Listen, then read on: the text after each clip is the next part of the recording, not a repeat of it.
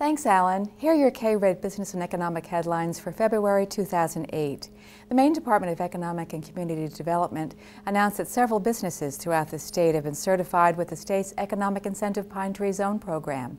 Among them, the Rockport company Atlantis Maritime Yachting Solutions, created in 2004. The Pine Tree Zone program spurs business growth in selected areas across the state. In exchange for state tax breaks, the participating businesses commit to creating new full-time jobs with salaries that exceed county per capita personal income levels. Atlantis Maritime's plans may include taking on some boat manufacturing services, which would create 14 new jobs. The Maine Attorney General's office is investigating a Land for Maine's Future award of a $475,000 working waterfront grant to the Spruce Head Fishermen's Cooperative at the request of Representative Ed Mazurek. The co-op, which has leased a quarter-acre of land next to Atwood Lobster Company for the past 30 years, wants to buy the property and conserve it as working waterfront for the future.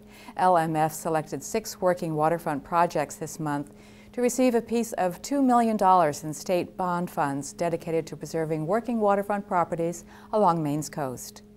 The Belfast and Moosehead Lake Railroad and Preservation Society announced in February that it will cease operations and is looking to sell its assets and equipment following 2 disappointing years of ridership and a lack of member support.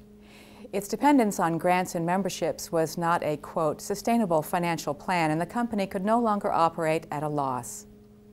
With sales and income tax revenues dropping and the federal government threatening to cut Medicaid reimbursement, the state could be looking at an additional $99 million budget shortage on top of the $95 million shortfall already identified.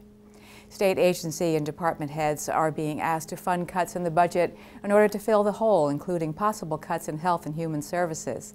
The governor says they will consider tax increases only as a last resort.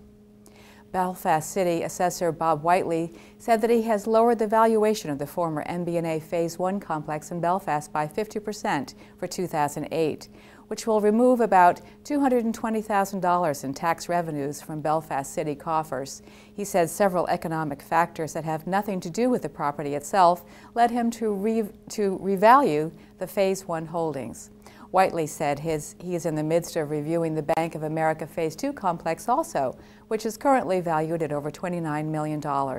And if a similar reduction is assigned to that property, the city could lose another $300,000 in tax revenues. Those are your KWRED Business and Economic headlines for February 2008. Back to you, Alan.